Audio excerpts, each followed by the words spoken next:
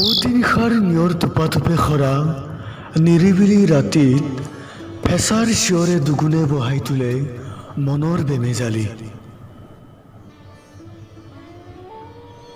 আধা নিশা হৈ ৰৈ কবিতাৰ কলি সপোন পূৰ হোৱাৰ আশাই লগ্নেৰে দিন ৰাতি।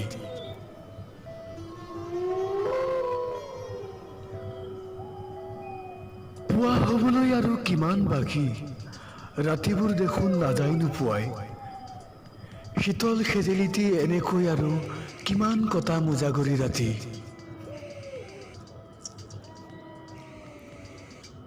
খিৰিকীৰ ফাকেৰে সৰকি আহে